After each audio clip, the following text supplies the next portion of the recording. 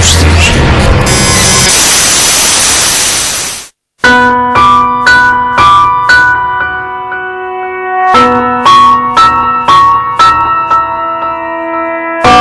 Os sintomas repetem-se em milhares de pessoas por todo o planeta.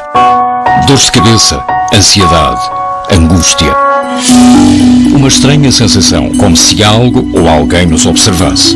Como se algo ou alguém estivesse a monitorizar as nossas vidas. Somos capazes de reter na memória apenas 30% do que fazemos durante um dia.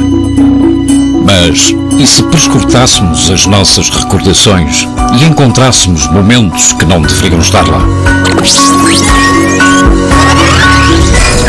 Rapto.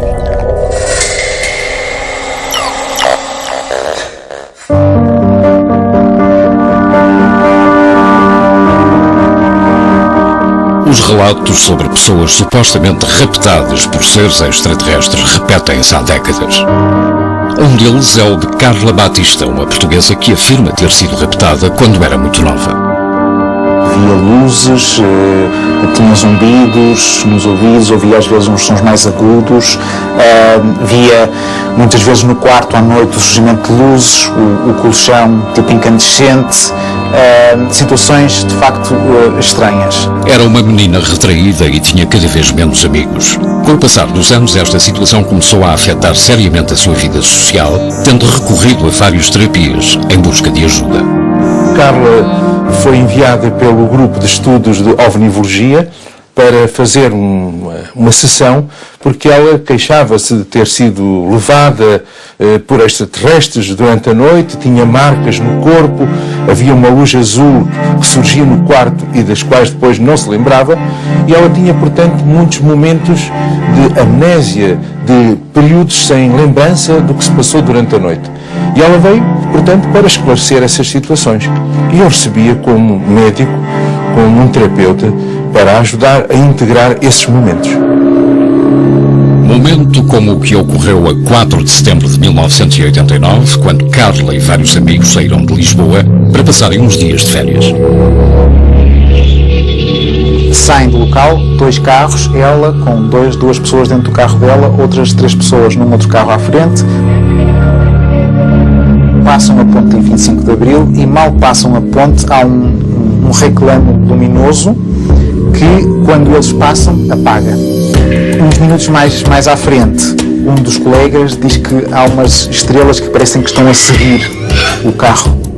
Nessa altura também começa a sentir que está a perder controle da viatura, que parece que o carro não quer andar, parece que o carro está a levantar, ela própria está a conseguir não respirar, quer que o carro da frente pare, quer parar, quer sair dali, não consegue e de repente diz que, enfim, vê tudo nublado, vê tudo, deixa de ver, tenta gritar, parem. Quando conseguem parar os veículos, Carla encontra-se em sério estado de choque, não se recorda de nada. Uma coisa curiosa, tinham feito uma viagem de alguns minutos ainda e o motor estava frio, as rodas estavam frias e o interior do carro estaria mais ou menos gelado. E depois ela aponta também que havia umas marcas tipo queimaduras no tejadilho do carro. E depois o carro também nunca mais voltou a funcionar.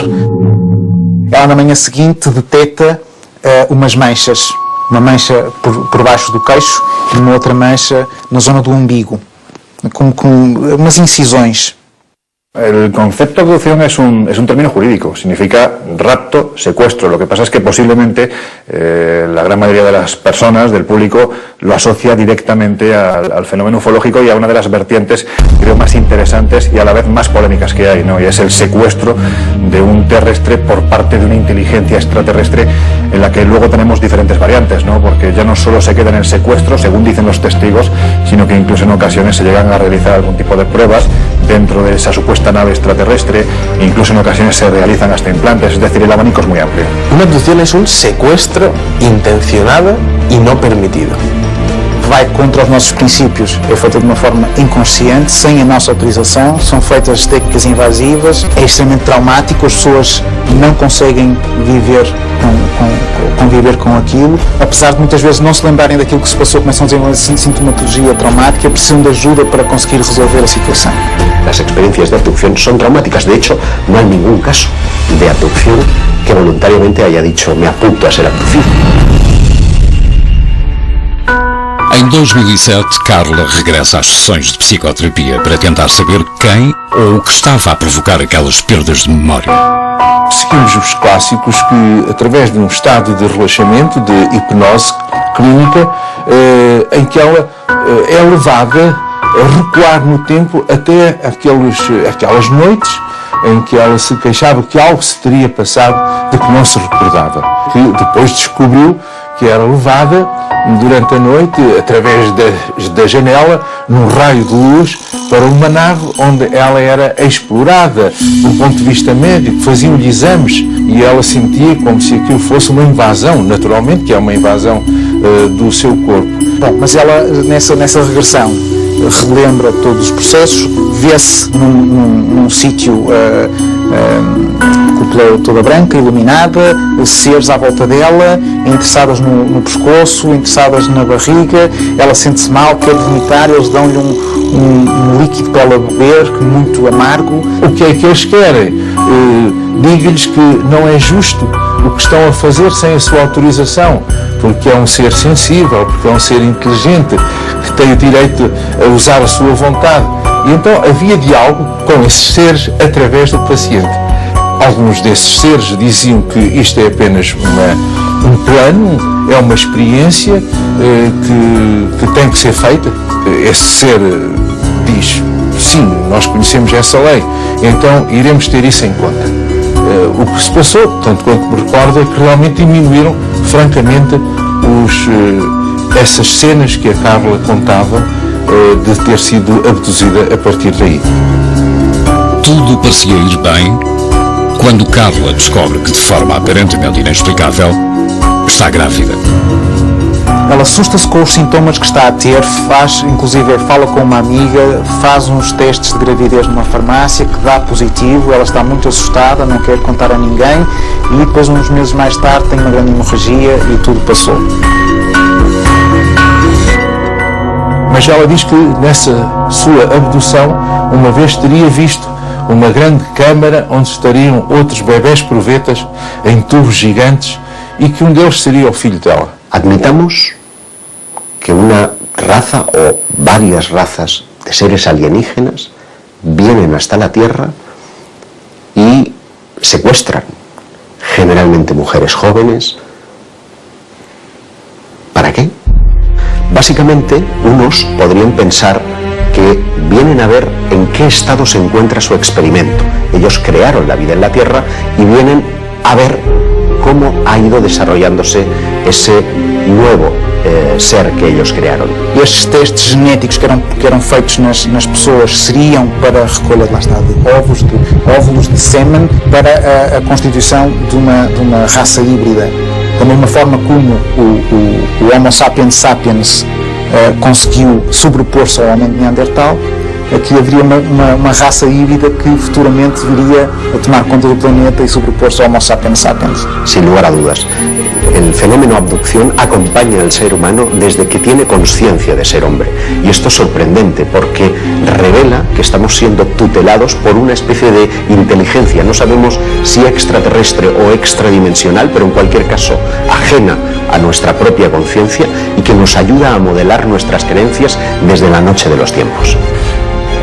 De hecho, eso vendría a explicar el porqué de esa pieza que falta en lo que es la evolución del hombre, que es el eslabón perdido, ¿no? Es decir, hay un momento en el que hay un salto cuantitativo y cualitativo tan enorme que hay quien piensa que algo tuvo que ocurrir, y dentro de ese algo tuvo que ocurrir caben muchas posibilidades. Una de ellas es que genéticamente fuéramos manipulados por unas inteligencias que están fuera de este planeta. La segunda hipótesis, igualmente inquietante, es la posibilidad de que necesiten de nosotros y vengan a recoger especímenes de la Tierra para crear una raza híbrida que sea necesaria en ambos planetas, en el suyo de origen y en el planeta Tierra. Muitas das mulheres referem, depois de terem sido tirados os óvulos, abduções mais tarde são-lhes apresentados estes bebés como se fossem filhos delas. Muitas delas referem compartimentos grandes onde estavam depositados estes bebés todos e elas eram acompanhadas e eles mostravam este é teu, e os extraterrestres queriam que ela lhes ensinasse como transmitir o amor, como criar esta ligação emocional, porque estes novos seres supostamente teriam ausência de emoção.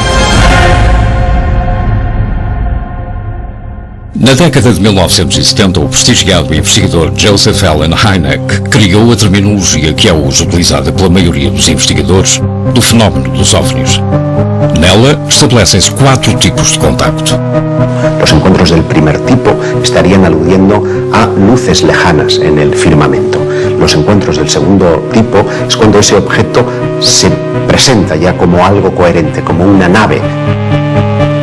Los del tercer tipo son aquellos en los que el ovni ya está aterrizado, incluso muestra una cierta interacción con el terreno. Se pueden ver humanoides a su alrededor, cogiendo muestras o tomando algún tipo de medida en el entorno.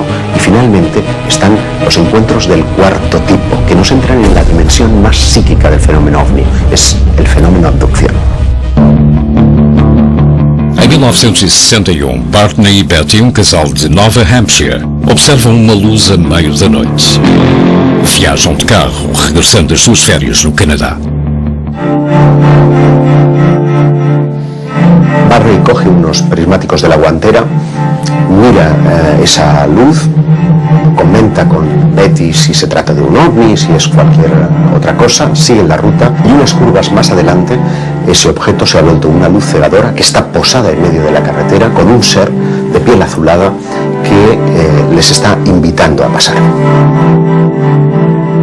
Barney queda aterrorizado.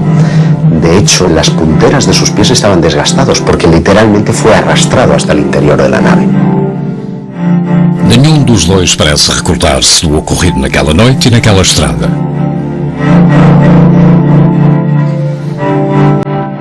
Anos mais tarde, em 1966, o casal recorre à terapia. Desde aquele estranho incidente, ambos sofriam de pesadelos muito parecidos. Foram atendidos pelo Dr. Benjamin Simon, que os submeteu a vários processos de hipnose. Faz sessões de hipnose, sessões separadas, cada um com a sua sessão, e ambos relatam o mesmo. Apesar dos constantes protestos do casal, foram separados dentro da nave. Betty relatou como lhe colocaram uma potente luz sobre a cara e a deitaram sobre o que parecia ser uma mesa de operações. Cortaram-lhe uma mecha de cabelo e examinaram-lhe os olhos, as orelhas, os dentes e as mãos. Os seres usaram algo parecido a um escalpelo para raspar e obter amostras da sua pele. Em inglês rudimentar, os supostos extraterrestres disseram-lhe que estavam a realizar testes ao seu sistema nervoso e com uma agulha de 10 centímetros introduzida através do seu umbigo, um teste de gravidez. Sin ningún tipo de sedación, se le introduce una especie de aguja a través del conducto umbilical. Ella sigue preguntando y le dicen que es una especie de test de embarazo. Una de las cosas más llamativas del episodio de los Hill es la descripción de una técnica de prospección intrauterina denominada laparoscopia que no sería descubierta hasta 20 años más tarde, aun aceptando que pudieran haber en la literatura médica escritos, estos no aparecerían hasta una década más tarde. Por lo tanto, es una prueba objetiva de que hay ciertos conocimientos que los abducidos describen que son ignorados. La abducción de Barney y Betty Hill tuvo un impacto importante en la ufología porque fue la primera vez que se reconoció la posibilidad de que estos seres interactuaban con nosotros, que de alguna forma íntima nos estaban vigilando, siguiendo y posiblemente nos estaban manipulando a un nivel biológico o incluso genético. Fue la primera vez que la mayoría de las personas que seguían estos temas se sentían vulnerables posiblemente porque parecía que los ovnis habían entrado en sus vidas personales. El estudio de las abducciones es tremendamente monótono. Todos los episodios tienen un modus operandi que es prácticamente idéntico. El protagonista suele estar conduciendo generalmente de noche, de repente una luz lejana se hace presente, él la observa y a continuación esa luz ya está posada en el suelo. Unos seres le invitan en unos casos, en otros son forzados al interior de lo que ya es claramente una nave y allí son sometidos a todo tipo de experimentos, de reconocimientos médicos, de un chequeo muy general pero con un punto común, y es que todos ellos tienen un interés fundamental en la genética, en la reproducción. Lo que suelen decirnos los protagonistas de estos incidentes es que después de su experiencia la sensación es la de estar controlados, la de estar sirviendo información vía monitoraje de sus actividades a lo largo del tiempo. Y esto explica el por qué en muchos casos de abducción parece haber una especie de recurrencia en el individuo. Generalmente hay un primer caso que suele ocurrir en la niñez, alrededor de los 8 y 12 años, y posteriormente suelen irse produciendo otras visitas parecidas a lo largo de su vida. Esto significa que existe un estudio previo de todos los seres humanos por parte de estas entidades y que eligen a uno de ellos porque les interesa algo que tienen ellos. Es decir, con un muestreo de 7.000 millones de personas, cada uno con nuestro ADN y cada uno con nuestra personalidad, les interesa algo que tienen y ese algo lo están controlando y monitorizando durante el resto de su vida. Posteriormente hay otro elemento común en las abducciones y es que el testigo no recuerda esta hasta tiempo después. Incluso tienen que entrar en escena hipnoterapeutas que son los que le traen al presente ese recuerdo del pasado, y a partir de ahí la vida del testigo cambia. El tiempo es muy importante en los casos de abducción, porque parece que los seres que tripulan las naves parecen jugar con él. Se produce lo que llamamos un tiempo perdido. Es decir, el personaje, después de haber experimentado todo el proceso de abducción, no recuerdan nada. Es a partir de entonces, a veces motivados por sueños, por problemas en sus relaciones personales, que acude a un terapeuta. Y es en el transcurso del contacto con este terapeuta que se pone al descubierto lo que ocurrió en ese tiempo perdido. Estaremos realmente perante plano genético idealizado por seres provenientes de outro planeta? Quase 2% da população de algumas cidades alega ter sintomas de ter sido raptada pelo menos uma vez. Entre essas centenas de milhares de pessoas, só algumas afirmam possuir algum tipo de prova física da manipulação a que foram submetidos. El tema de los implantes quizás sea el más interesante a nivel de abducciones por la prueba física que eso conlleva. Durante muchos años se ha expuesto que algunos abducidos dicen que han tenido diferentes marcas tras esas abducciones.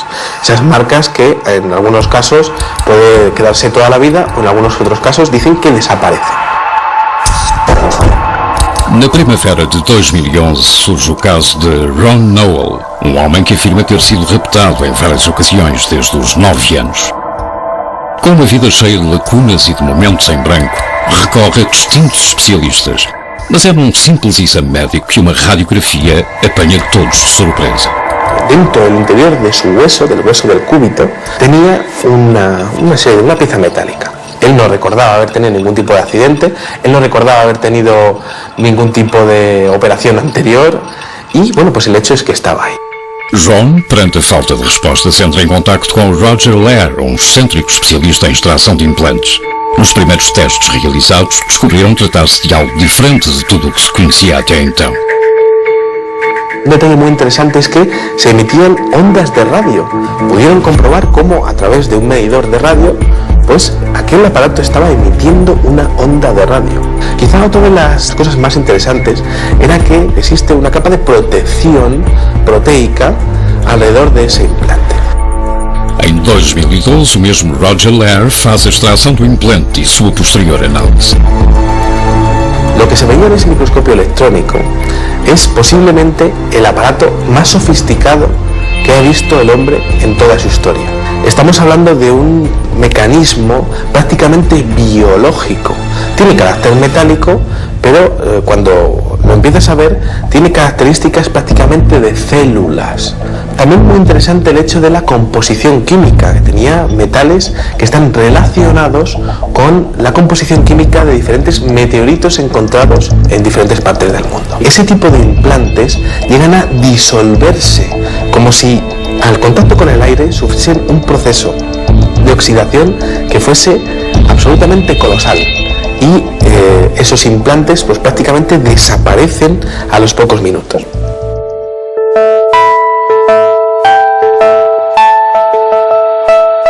Cuando estamos hablando del fenómeno de las abducciones, estamos hablando prácticamente del fenómeno de la monitorización.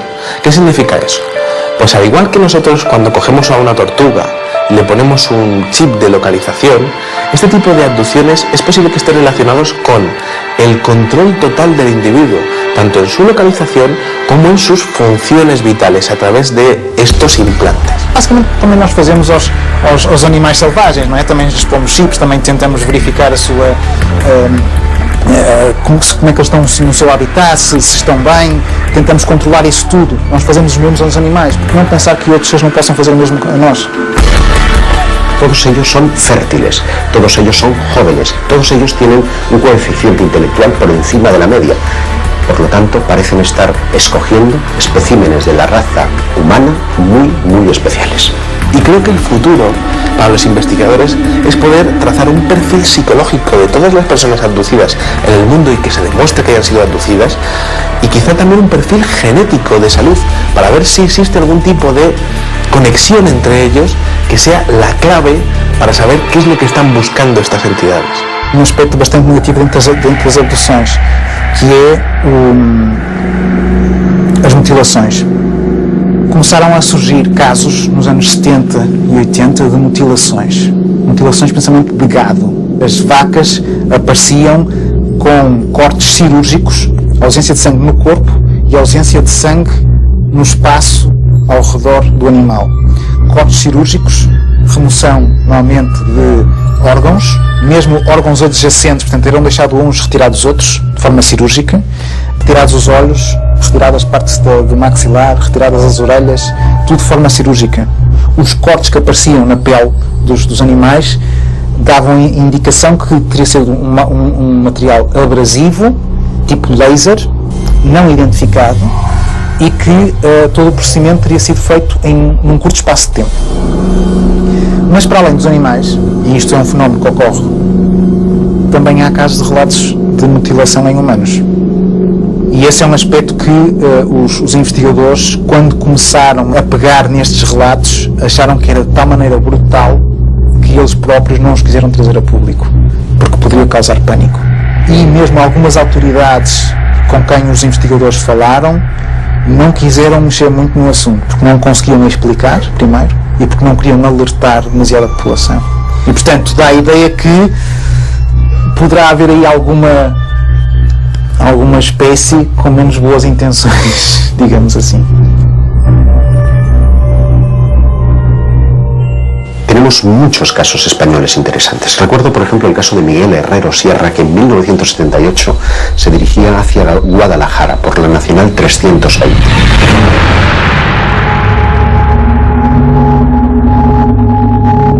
O seu veículo começa a comportar-se de forma estranha e falham os sistemas eletrónicos e o rádio. Encosta e decide sair à procura de ajuda. A medio camino se encuentra un individuo que podría pasar por un ser humano normal y corriente, porque el único rasgo distintivo que le hacía especial es que iba con un mono ajustado con un círculo rojo. Él pensó que era un mecánico.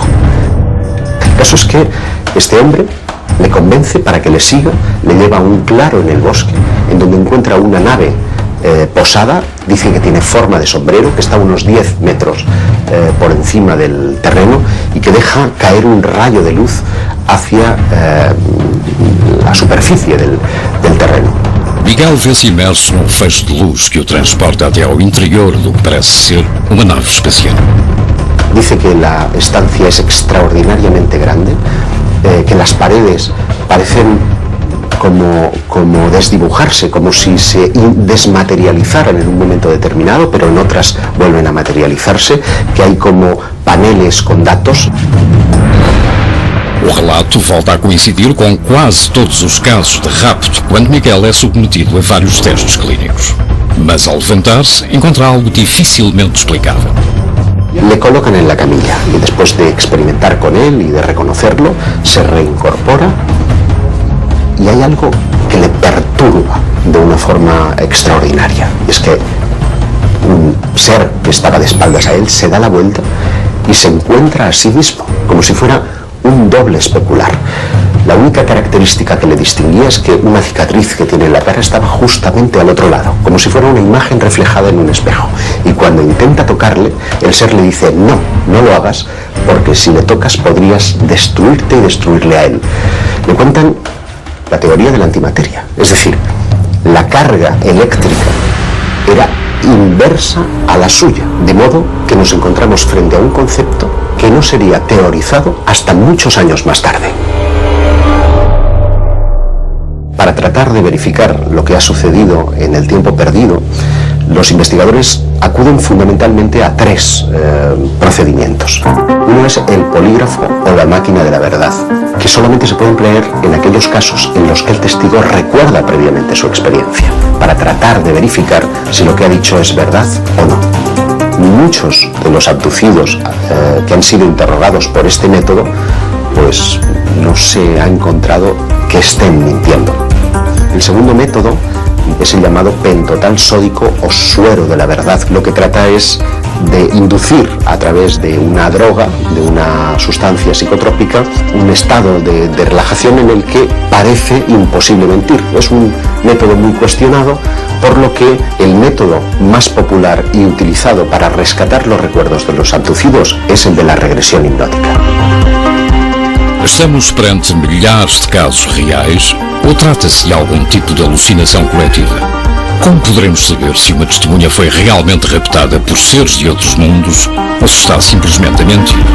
É muito difícil, porque primeiro ele tem receio de ser considerado louco. Em segundo, ele tem que ter a certeza que aquela pessoa que o vai receber não vai rir-se, não vai, digamos, gozar com ele. Tem que ter a certeza que vai receber aquilo que ele diz e não faz comentários, aceita. E só depois é que se entrega ao próprio processo. E sobretudo porque vem com momentos dos quais não se recorda, mas que aparece com marcas no corpo, que sente que algo se passou e que tem flash dos quais não consegue integrar na sua vida. Portanto, vem muito confuso, um pouco receoso até aquilo que vai descobrir. Se elas têm, então, um contato com outros seres, por exemplo, depois é difícil conversar com outras pessoas a respeito. É difícil contar para os amigos, né? E mesmo procurar profissionais que estejam abertos a ouvir esse tipo de problema. En ocasiones la intuición es fundamental, ¿no? Porque esa persona está buscando ese último clavo al que aferrarse, va buscando una respuesta a lo que le ha ocurrido y esa respuesta la busca en ti, en el investigador, en el periodista, en la persona que se acerca para escucharle y que no se ríe de esa experiencia. Parte de la idea de que la intuición juega un papel fundamental, no para saber evidentemente si una persona ha sido abducida o no, pero sí para saber si está mintiendo o no. São pessoas absolutamente normais e que muitas vezes ficam surpreendidas, portanto não são pessoas que se interessem previamente pelo tema e estejam à caça do fenómeno, a olhar para o céu sempre, não, surge, quer dizer, surge no dia a dia as pessoas mais naturais, nas situações mais vulgares. E ao fazer a regressão e pedir que volte a primeira vez em que isso aconteceu, ela se vê então tendo uma experiência de abdução e aí de repente se vê levada, né?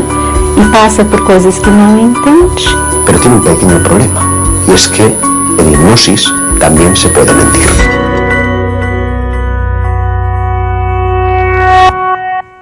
Todos os investigadores e todas as teorias que surgem sobre o fenómeno da abdução têm o mesmo ponto de partida, espaços temporais em branco. Minutos, dias, semanas, meses ou anos que as vítimas asseguram ser incapazes de recordar. Nós temos então estratégias de aceder memórias profundas do nosso inconsciente. Só que nós tentamos não influenciar de modo nenhum o que se passou. Dizemos, por exemplo, vá para a noite do dia 23 ou 24 de junho. Tente perceber o que se passou, perceber, descreva o que se está a passar, olhe para a sua direita, olhe para a sua esquerda. Quando foi que sentiu isso? Foi quando estava na mesa de operações, por exemplo, a ser submetido a uma anestesia, aquele ambiente todo inóspito. E muitas vezes também nós identificamos experiências que acontecem com outros seres, de contatos com outros seres que não fazem parte do mundo manifesto, tal qual como nós o conhecemos na nossa consciência usual. Isso sim, posso testemunhar que é de uma intensidade e de uma catarse, de uma dor quando há casos para isso, de uma alegria quando há casos para isso, de medo, terror, é vivido com muita intensidade. Que é o coração que bate mais depressa, a transpiração nas mãos, né? Cuando el testigo, la persona en este caso que ha sido víctima de una supuesta abducción, empieza a hablar, yo parto de la idea de que el primer sorprendido es precisamente el psiquiatra o el hipnoterapeuta que está llevando a cabo esta experiencia, porque lo que le están contando aparentemente no se corresponde con una persona ni que esté loca, ni que tenga algún problema mental, ni que esté mintiendo, ni que esté fabulando. Aparentemente hay algo real, y esto suele salir a través de los procesos de hipnoterapia. Ser estudado, tentar perceber o que há por trás.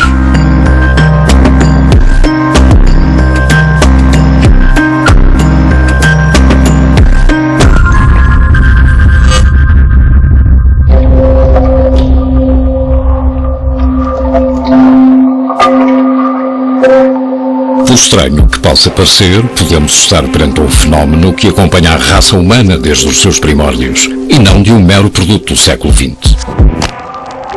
Pero es especialmente en el periodo de la Edad Media donde vamos a encontrar una serie de relatos que parecen encajar 100% con las modernas abducciones. Me estoy refiriendo a los íncubos y súcubos. Las actas inquisitoriales están llenas de descripciones de seres que se asemejan a los modernos extraterrestres. Es decir, la similitud es tan extraordinaria que parece que estamos en el mismo fenómeno. No dicen ovni porque los ovnis no existían. Lo interesante para mí es que nunca hemos dejado de hablar de abducciones, es decir, que llevamos 500 años y posiblemente más tiempo, miles de años, quién sabe, hablando del rapto de humanos por parte de seres extraños. En 1486 se publicó un libro que se llamaba el Malleus Maleficarum, que describe los fenómenos relacionados con la brujería y con la demonología. Sirvió como una especie de guía para cazar brujas y para discutir temas importantes como si los demonios nos raptan, si nos utilizan para engendrar sus propios hijos, cosas así que hoy en día surgen en las abducciones modernas. Si analizas lo que dicen acerca de los demonios, ves muchas similitudes entre los extraterrestres y los demonios. Los cazadores de brujas decían que no solo las brujas fueron raptadas por los demonios, sino cualquier persona. También se especulaba si estas abducciones eran fenómenos mentales, es decir, si el demonio era capaz de raptar a una persona mentalmente o si lo hacía físicamente.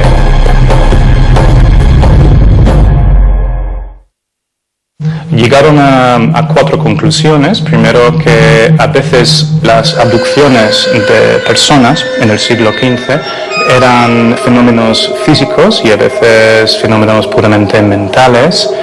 También concluyeron que no había ninguna forma de predecir exactamente quién sería raptado por los demonios. También que estas abducciones podían ocurrir de forma visible o invisible, y también llegaron a la conclusión de que muchas personas son secuestradas contra su voluntad. Otras características de los demonios, según apuntaron los autores del Malleus Maleficarum, eran que cuando comunicaban no se les veía mover las bocas, es decir, que parecían comunicar de una forma misteriosa. Creían que el sonido les salía desde dentro sin tener que pasar por la boca. Esto se puede comparar con los seres extraterrestres que se supone que comunican de forma telepática. No existía la palabra telepatía en el siglo XV. en las abducciones actuales se habla de cómo los extraterrestres pueden crear una especie de visión o panorama para que los testigos se confundan, no saben exactamente lo que está pasando. Los demonios hacían exactamente lo mismo y creaban visiones en la mente de los testigos para convencerles de que realmente no estaban en una reunión de diablos, sino que se encontraban en casa o en un sitio bastante idílico.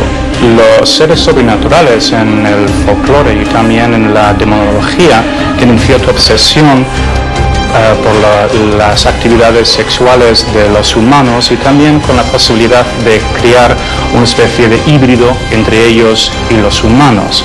Los diablos parecían sacar semen a los humanos y transportarlos de alguna manera y crear otros seres utilizando este producto.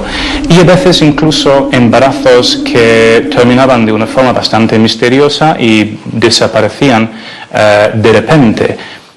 Evidentemente, con el paso de los siglos, la vida es otra, el entorno es otro, la tecnología es otra, y lo que antes identificábamos como dioses o demonios, ahora identificamos con extraterrestres.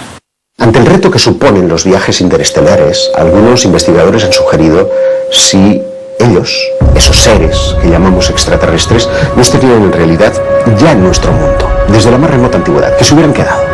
Dentro de esa teoría prospera una que tiene que ver con el mundo intraterrestre.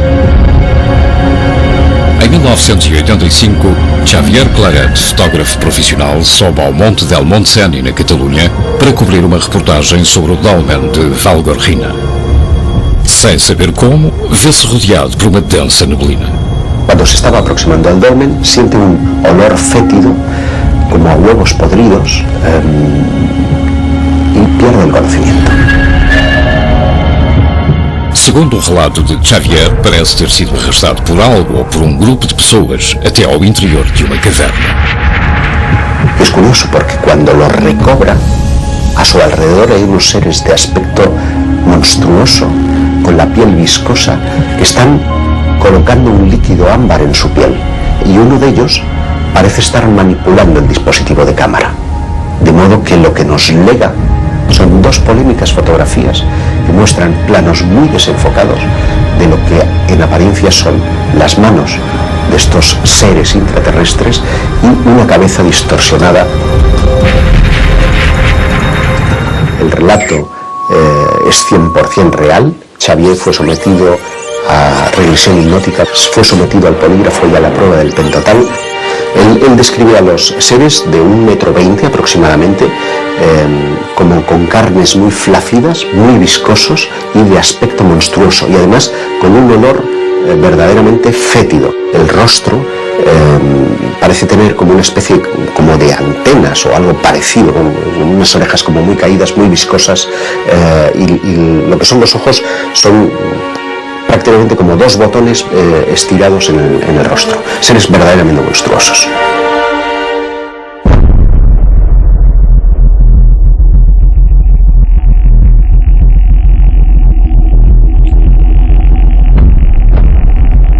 A mente humana não é uma fita de vídeo que possamos rebobinar para ver o que sucedeu em cada momento da nossa vida. Se o fizéssemos, encontraríamos demasiados fragmentos distorcidos, alterados ou simplesmente apagados. As sequências mais danificadas da fita corresponderiam aos episódios mais traumáticos. Medo, dor, angústia, solidão, falsas memórias ou algo que não queremos lembrar. ¿Qué ganan los abducidos contándonos esas experiencias que a menudo despiertan la sonrisa de sus vecinos y semejantes? No ganan nada, tienen mucho más que perder. Yo siempre les he definido como una suerte de infiltrados, como una quinta columna, como seres que, siendo escogidos por esa eventual raza de extraterrestres, tienen una misión a cumplir. El qué y el cuándo lo ignoramos.